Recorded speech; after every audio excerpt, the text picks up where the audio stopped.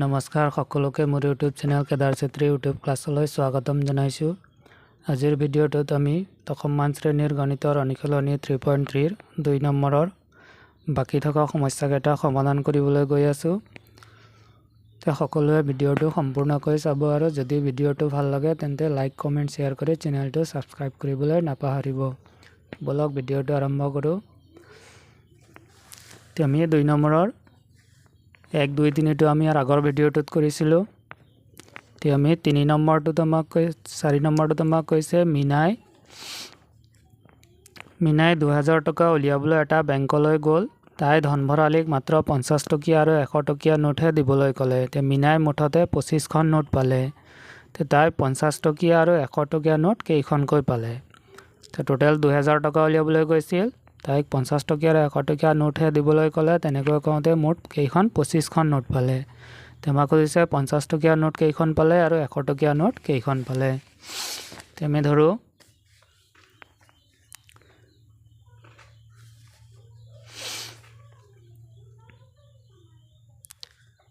ধৰো 50 টকীয়া নোটৰ সংখ্যা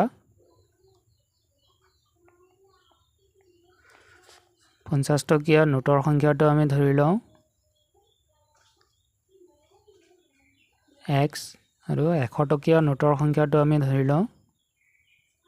100 টকীয়া নোটৰ সংখ্যাটো আমি ধৰি লওঁ y। মানে আমাৰ 50 টকীয়া নোটৰ সংখ্যাটো আমি ধৰি লওঁ x টা আৰু 100 টকীয়া নোটৰ সংখ্যাটো আমি ধৰি লওঁ y টা। আমাক কৈছে মিনাই টোটেল কিমান 2000 টকা উলিয়াবলৈ গৈছিল। আমি তেওঁৰ 50 টকীয়া x টা আৰু 100 টকীয়া y টা দুটা মিলাই টোটেল কিমান হয় 2000 টকা হয়। এতিয়া আমাৰ একমত চৰ্ত মতে আমি যদি চাওঁ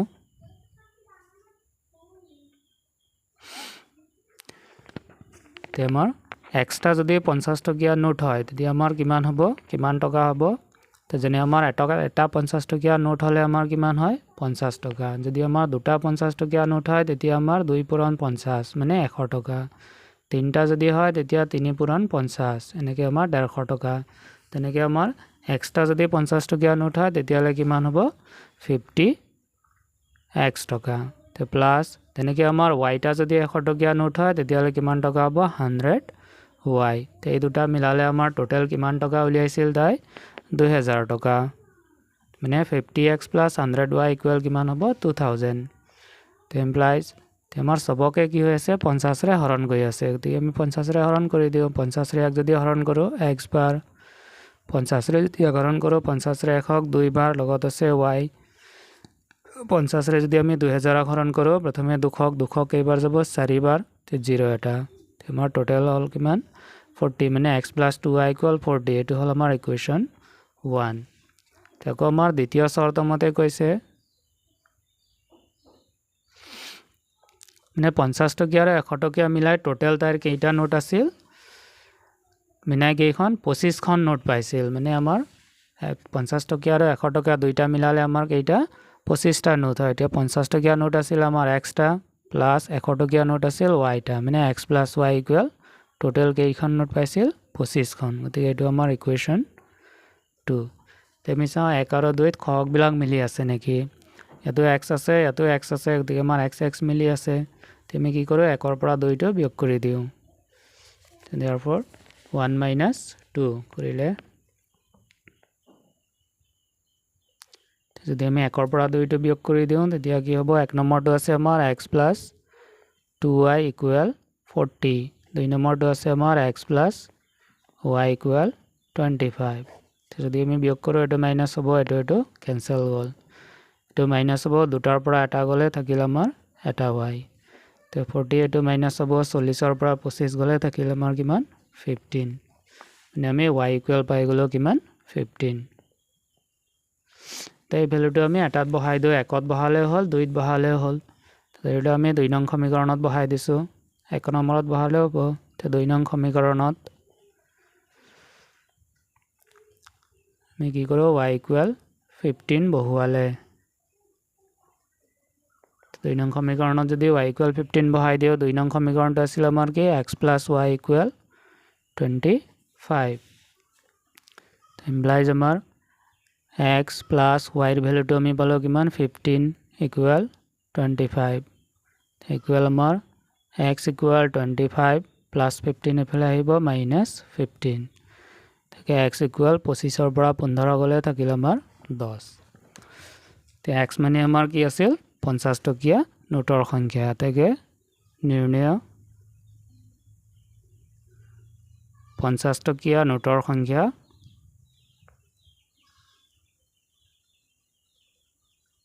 50 টকীয়া নোটৰ সংখ্যা হল আমাৰ কেইটা x টা আৰু আমাৰ 100 টকীয়া নোটৰ সংখ্যা হল y টা আছিল তে আমি x মানে পালো কিমান 10 এটো আমাৰ 10 টা আৰু y মানে পালো আমি কিমান 15 এটো হল 15 টা তে যদি আমি দুইটা মিলাও 2000 টকা হ'ব নে নাই 15 টা যদি 100 টকীয়া হয় আমাৰ কিমান হ'ব 1500 তে যদি আমি 10 টা 50 টকীয়া হয় তেতিয়া কিমান 500 নে টোটাল আমাৰ 2000 টকা মিলি আছে নেক্সট আমাৰ 5 নম্বৰটোত কৈছে কিতাপ ধাৰালৈ দিয়া লাইব্ৰেৰী এটাত প্ৰথম 3 দিনৰ কাৰণে এটা নিৰ্দিষ্ট মাচুল আৰু পিছৰ প্ৰতিটো দিনৰ কাৰণে এটা উপৰঞ্চি মাচুল লোৱা হয় মানে 3 দিনৰ কাৰণে এটা নিৰ্দিষ্ট মাচুল দিব লাগিব আৰু তাৰ পিছত যিমান দিন বেছি ৰাখে প্ৰতিদিনৰ কাৰণে এটা মাচুল লয় উপৰঞ্চি মাচুল তে ৰীতা এখন কিতাপ 7 দিন ৰখাৰ বাবে মাচুল দিয়ে 27 টকা আৰু শশীয়ে এখন কিতাপ 5 দিন ৰখাৰ বাবে মাচুল দিয়ে 21 টকা তেমাক দিছে নিৰ্দিষ্ট মাচুল আৰু প্ৰতিদিনে দিবলগীয়া উপৰঞ্চি মাচুলৰ নিৰিখ কিমান তেমাক ওলাব লাগে নিৰ্দিষ্ট মাচুলটো কিমান আছিল আৰু প্ৰতিদিনে উপলগীয়া প্ৰতিদিনে যদি উপৰঞ্চি ৰাখে তেতিয়া কিমান টকা মাচুল দিব লাগে তে ধৰিলো আমি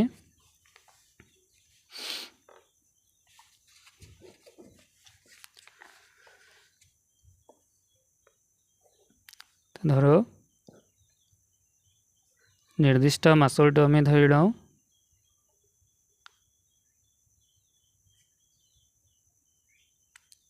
নিৰ্দিষ্ট মাচুল ইকুৱেল আমি ধৰো x টকা মানে 3 দিনৰ কাৰণে কিমান দিব লাগিব x টকা আৰু প্ৰতিদিনে দিবলগীয়া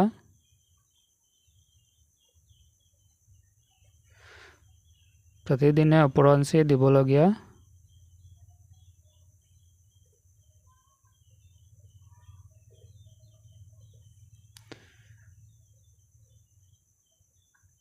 এই মাচুলটো আমি ধৰি লওঁ y টকা মানে আমি যিমান দিন 3 দিনৰ পিছত যিমান দিন ৰাখে প্ৰতিদিনে কিমান টকা কৰি দিব লাগিব y টকা এতিয়া একমত শৰ্তমতে আমাক কৈছে যেতিয়া আমাৰ কি হল ৰীতা এখন কিতাপ 7 দিন ৰখাৰ বাবে মাচুল দিয়ে 27 টকা 7 দিন ৰখাৰ কাৰণে কিমান দিলে 27 টকা তুমি জানো 3 দিনৰ কাৰণে কিমান x টকা তে প্লাস আৰু ৰাখিছিল কিমান 7 দিন 3 দিনৰ কাৰণে x টকা আৰু থাকি গল কিমান 4 দিন এতিয়া 4 দিনৰ কাৰণে এক দিনৰ কিমান y টকা তেনেহলে 4 দিনৰ হ'ব 4y তে দুটা মিলালে টোটাল কিমান 27 টকা এটো হল আমাৰ ইকুৱেশ্যন 1 তে আমাৰ দ্বিতীয় শৰ্ত মতে তে আনজনে আমাৰ শশী এখন কিতাপ 5 দিন ৰখাৰ বাবে মাচুল দিয়ে কিমান 21 টকা 5 দিনৰ কাৰণে কিমান হল 21 টকা তে আমাৰ নিৰ্দিষ্ট মাচুলটো আমাৰ কিমান x 3 দিনৰ কাৰণে দিলে কিমান x টকা প্লাস তে আমাৰ টোটাল 5 দিন আছিল 5 দিনৰ পৰা 3 দিন গুচি গল থাকিল আৰু কিমান 2 দিন তে 2 দিনৰ কাৰণে এদিনৰ y হলে 2 দিনৰ 2y তে দুটা মিলালে কিমান হয় 21 এটো হল আমাৰ ইকুৱেশ্যন 2 তে আমি চাও মিলি আছে ইয়াতো x or 1 এটো x or 1 এটোৰ পৰা এটো বিয়োগ কৰি দিও for 1 minus 2 তে এক নম্বৰটো আছে আমাৰ x plus 4y equal 27 দুই নম্বৰটো আছে x plus 2y equal 21 তে মাইনাস কৰিলে আমাৰ এটো কেনসেল যাব এটো মাইনাস হ'ব 4 টাৰ পৰা দুটা গলে থাকিল আমাৰ দুটা এফালে আমাৰ 27 ৰ পৰা 21 যদি আমি বিয়োগ কৰো থাকি গল আমাৰ কিমান 6 তে ইয়াৰ পৰা y equal 2 টো পূৰণ হৈ আছে এফালে আহিলে হৰণ তে 2 ৰে যদি 6 কাটি দিও 3 বাৰ দেখে আমাৰ y equal পালো কিমান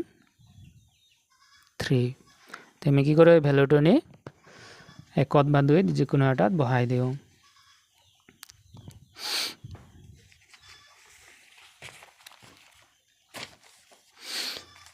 তে আমি 1 নং সমীকৰণতে বহাই দিও তেকে 1 নং সমীকৰণত কি কৰিব লাগে y ইকুৱেল 3 বহুৱালে 1 নং সমীকৰণটো আছিল আমাৰ কি x plus 4y equal 27 x plus 4 into y to হল আমাৰ কিমান 3 equal 27 x plus 4 3 গুণ হল 12 equal 27 plus x equal হল আমাৰ 27 plus 12 ইফালে আহিল minus 12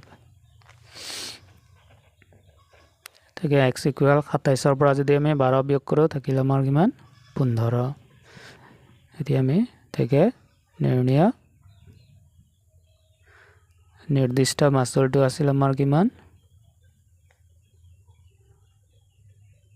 নিৰ্দিষ্ট মাচুলটো আমি কি ধৰিছিলো x গতিকে আমাৰ নিৰ্দিষ্ট মাচুলটো হল আমাৰ 15 টকা আৰু প্ৰতিদিনে দিবলগীয়া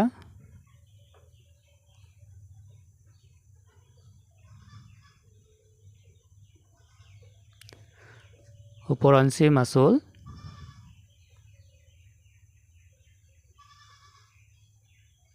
সেইটো আছিল আমাৰ কি y তো y এৰ ভ্যালুটো আমি পালো কিমান 3 টকা তো নেক্সটত আছে আমাৰ 3 নম্বৰটোত a আৰু b ৰ মাহেকীয়া উপাৰ্জনৰ অনুপাত 9:7 আৰু সিহঁতৰ মাহেকীয়া খৰচৰ অনুপাতটো আমাক দিয়া আছে 4:3 তো যদি প্ৰতিগৰাকীয়ে মাহেকত 16000 টকা সঞ্চয় কৰে প্ৰতিগৰাকীয়ে মাহেকীয়া উপাৰ্জন নিৰ্ণয় কৰা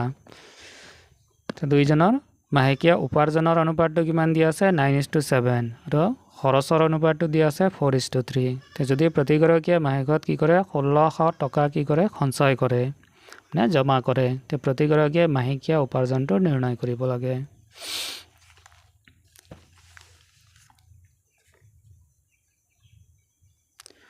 3 নম্বৰটো আমি ধৰো a আৰু b ৰ মাহেকীয়া উপাৰ্জন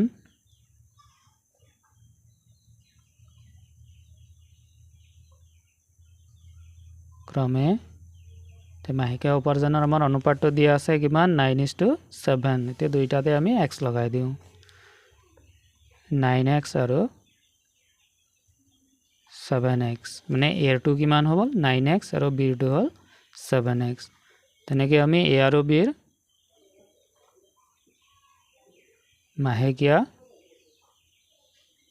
খৰচটো আমি ধৰি লওঁ তে খৰচৰ অনুপাত আমাক কি দিয়া আছে 4:3 মানে খৰচটো আমাৰ কি হ'ব a ৰ খৰচটো হ'ব 4y আৰু b ৰ টো হ'ব 3y মানে দুইটাত আমি এটা এটা সমানুপাতিক অংশ লগাই দিছো therefore তেনেহলে আমাৰ এতিয়া a কি কৰে মাহেকত উপাৰ্জন কৰে কিমান 9x টকা আৰু খৰচ কৰে কিমান 4y তেনেহলে ইয়াৰ জমাটো কিমান হ'ব therefore 9x টকা উপাৰ্জন কৰে ইয়াৰ পৰা আমি খৰচটো যদি বিয়োগ কৰি দিও -4y তে উপাৰ্জনৰ পৰা খৰচটো বিয়োগ কৰিলে আমাৰ জমাটো আহি যায় তে আমাৰ জমা কিমান কৰে দুইজনে জমা কিমান কৰে 1600 টকা মানে 9x - 4y ইকুৱেল কিমান হ'ব 1600 তে এইটো আমাৰ ইকুৱেশ্যন 1 ঠিক একেদৰে b টো আমি জমা উলিয়াও b ৰে উপাৰ্জন কৰে কিমান 7x খৰচ কৰে কিমান 3y তেনেহলে b টো হ'ব 7x - 3y ইকুৱেল আৰু জমা কিমান 1600 তে এইটো হ'ল আমাৰ ইকুৱেশ্যন 2 এতিয়া আমি চাও মিলি আছে নেকি ইয়াত আমাৰ x ৰ কিমান আছে 9 ইয়াত x ৰ কিমান আছে 7 মিলা নাই তেনেকৈ y যদি আমি চাও ইয়াত y আছে 4 ইয়াত y আছে 3 মিলা নাই গতিকে আমি পূৰণ কৰি মিলাই লম তাৰপৰ ইকুয়েশন 1 ইনটু 1 নম্বৰটোক আমি পূৰণ কৰিম ইকুয়েশন 2 ইনটু 1 নম্বৰটোক পূৰণ কৰিম 2 ৰ সহগেৰে আৰু 2 নম্বৰটোক পূৰণ কৰিম 1 ৰ সহগেৰে তে আমি 1 নম্বৰটোক পূৰণ কৰিম কিহেৰে 7 ৰে আৰু 2 নম্বৰটোক পূৰণ কৰিম কিহেৰে 9 ৰে তে আমি ইয়াক যদি 7 ৰে পূৰণ কৰো 7 9 গুণ আমাৰ 63 হ'ব 63x এফালে আমাৰ 7 4 গুণ 28 হ'ব ইকুৱেল এফালে 7 ৰে যদি আমি পূৰণ কৰো 7 6 গুণ 42 ৰ 2 হাতত থাকিলে আমাৰ 4 7 গুণ 7 7 4 11 11200 তেনেকৈ যদি আমি 2 টোক 9 ৰে কৰো 9 7 গুণ 63 63x - 9 3 গুণ 27 27y এতিয়া এইফালে 9 যদি ইয়াক কৰোঁ 6 9 গুণ 54 4 এটাত থাকিল 5 9 গুণ 9 9 পাছে 14 144 লগত আমাৰ দুটা 0 আমি এটোৰ পৰা এটো কি কৰিম মাইনাস কৰি দিম তে মাইনাস কৰিলে এটো মাইনাস এটো ক্যান্সেল যাব তো এটো মাইনাসটো আমাৰ প্লাস হৈ যাব 27টা মাইনাস 28টা প্লাস হলে আমাৰ এটো মাইনাসত এটো প্লাসত হলে আমি বিয়োগ কৰিব লাগে 28 ৰ পৰা 27 গলে আমাৰ কি হ'ব এটা থাকিব y তো ডাঙৰটো মাইনাসত আছে গতিকে মাইনাস y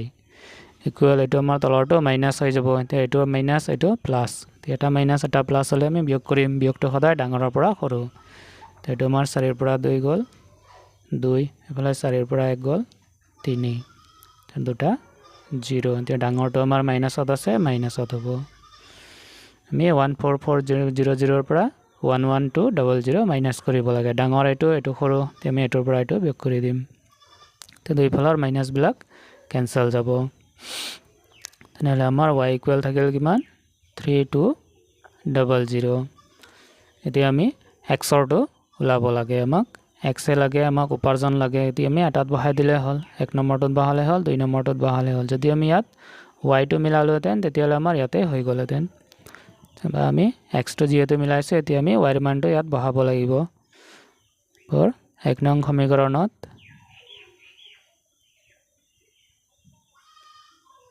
আমি কি কৰো y ইকুয়াল 3200 বহুৱালে তুমি কি কৰিব লাগিব এক নং সমীকৰণটো কি আছিল 9x - 4y ইকুয়াল 1600 পৰা 9x - 4 into y ৰ ভ্যালু হল আমাৰ কিমান 3200 ইকুয়াল 1600 তে 9x মাইনাস তো 4 যদি আমি পূরণ কৰো 4 দুগুণ 8 4 3 গুণ 12 দুটা 0 ইকুয়াল আছে আমাৰ 1600 এৰ পৰা 9x ইকুয়াল এটো মাইনাস আছে এফালে গলে প্লাস হ'ব 1600 মাইনাস টো এফালে গল প্লাস হল implies 9x ইকুয়াল তে আমি 1600 আৰু 12800 যোগ কৰিব লাগে তে 0 0 8 আৰু 6 হল 14 আৰু 4 হাতত থাকিল 1 2 1 3 1 4 1 1 2 সরি 1 ইয়াৰ পৰা আমাৰ x ইকুয়াল হ'ব 14400 divided by কি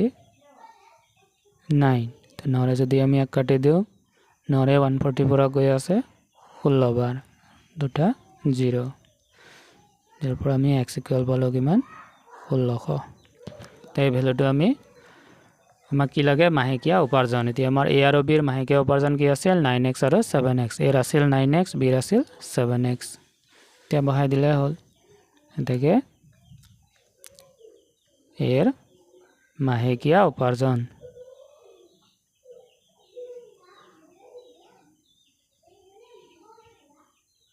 তে মাহেকিয়া উপাৰ্জনটো হল আমাৰ কিমান এৰটো কিমান আছিল 9x মানে আমাৰ 9 into 1600 তো এটো পূৰণ কৰিলে আমি জানো 14400 তেনেকে বিৰ মাহেকিয়া উপাৰ্জন এটো আছিল আমাৰ কিমান 7x তে 7 into 1600 তে 7 ৰে পূৰণ কৰিলে 7 6 গুণ 42 7 গুণ 7 7 4 11 এইখিনি আছিল আজিৰ ভিডিঅ'ৰ বিষয়বস্তু আশা কৰো সকলোৱে সমস্যাকেইটা ভালকে বুজি পাইছা যদি ভিডিঅ'টো ভাল লাগিছে তেন্তে লাইক কমেন্ট শেয়াৰ কৰি চেনেলটো সাবস্ক্ৰাইব কৰিবলৈ নাপাহৰিব ধন্যবাদ